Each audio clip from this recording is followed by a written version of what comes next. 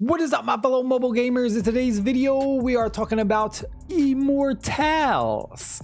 Just a quick guide overview of what we have gained access to since becoming an Immortal over the weekend. And we kind of lose access to all of the shadow stuff. It's actually kind of a bittersweet effect.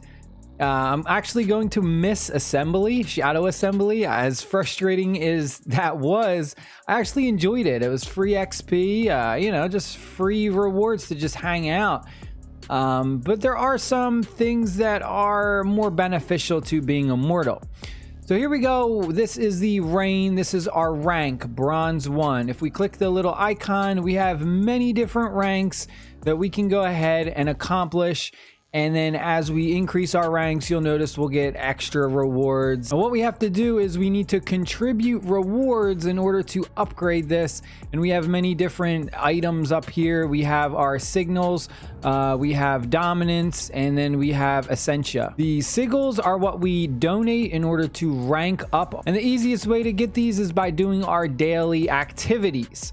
So we go to strategy, we have the eternal crown, which is unavailable right now. We go and we look in the bottom right corner, it says strategy. If we click this eye, these are the 3 different strategies you have as an immortal. You have concentrate power, bolster the vault, and finally reward loyalty. So this is the best one to do, is the concentrate power. So focus on gaining dominance quickly, and you'll see that all dominance gains are increased by 1.2. And then bolster the vault just means that we're defending the vault, added as an immortal daily. Each day this is active, increases the vault rank, improving defenses against the shadows. So basically ranks up the vault, making it harder for the shadows to do it, to steal our rewards. And then we have reward loyalty. Each day this is active. This week increases prestige rewards by 10%. Now I'm not going to go over all of the specific activities. I'm going to make more in-depth videos on every little thing.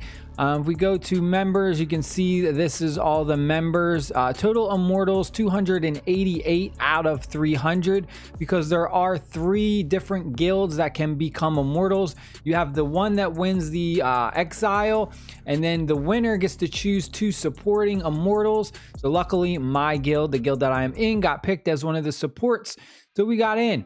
Then we have groups. This is another cool little feature that is also added. So right here we have 3 groups, and you can go ahead and make different groups for different activities. There is a actual raid boss that we have to do, and you need like 48 people. So there's a lot of really cool things to do in Immortals. So let's take a look at our activities. So we have contribute. So this is just contributing our sigils every day, but we don't actually want to do it every day. There's a trick to that. And then we have our daily goals. Now, as an immortal, this is what you need to do every day. We have defend the vault. So this is actually really cool to see it on the flip side of being a shadow and raiding the vault. Now we're defending the vault. Then we have Keon's Ordeal. This is like a raid style activity opened by the immortal leader or the lieutenant. Supports up to 48 players per challenge. Limit is once per day per player, but you'll see you have stuff like legendary crests. So you can be free to play, and if you get in one of these top guilds that makes it into the immortal, I mean, you can get legendary crests for free.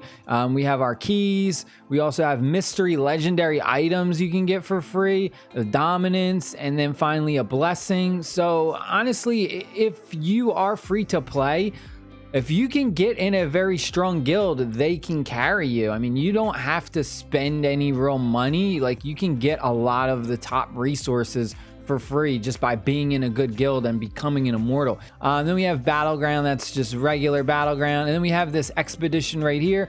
I would like to think that the expedition is kind of the replacement for shadow assembly in a sense, but it's really not, you know what I mean?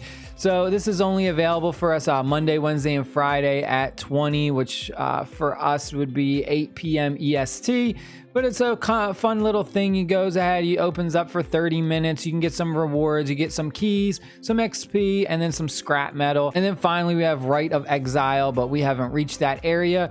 When you first become immortal, a lot of stuff is locked, and you actually have to go through these like trials in order to unlock additional things. Take a look at the path of the immortals.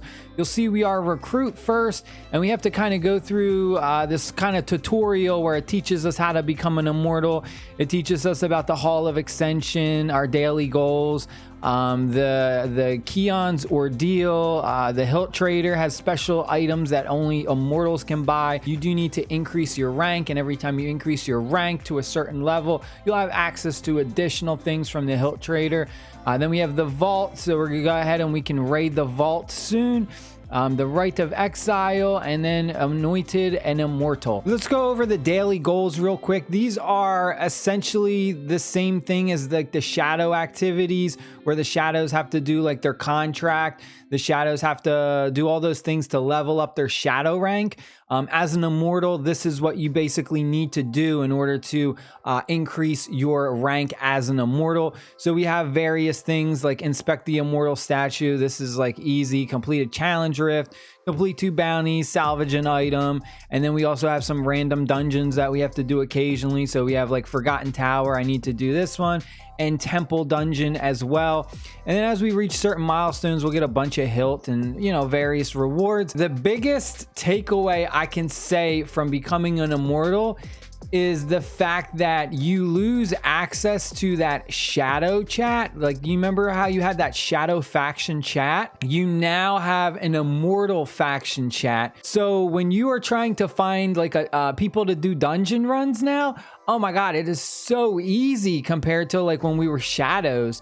When I was like trying to form a party to do runs to try and get set items in a specific dungeon, I used to wait like 10 minutes just to try and get like 3 people to join me.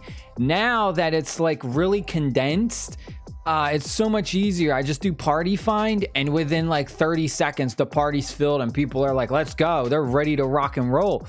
And that's one of the things that is really different, and I want to just talk about real quick before we end the video is there are ways though to counteract defeating the whale guilds in your server. So what you can do is when you have that Rite of Exile and it is that free PvP, you can actually have everyone kind of team up against the whale guild people that are in that, because remember, it is a free-for-all. At the end of Rite of Exile, it is a free-for-all of all the shadows who were picked in there. The last shadow guild that's standing gets appointed, and then they get to choose 2 supports. So really, you can take down those whale guilds. You can give those supports to other guilds who maybe your sister guild or whoever. So it is important to also have good intentions with these other guilds and make friends and alliances as well. But really, it's for our server, basically the top 3 guilds are immortals. So it's kind of like a dominance in our server. And it's pretty crazy. It's a lot easier to do activities because, again, all the immortals are factioned in. All the big players are factioned in as an immortal. So when we do party find, we're not getting these casuals or these other people who aren't really serious about the game joining the party. Every time I make a party, it's always people who are serious, people who have spent money, people who you know, want to actually play and grind and really get far in the game. So that's what makes it's just been a lot more fun because we're playing with people who have that same mindset as us.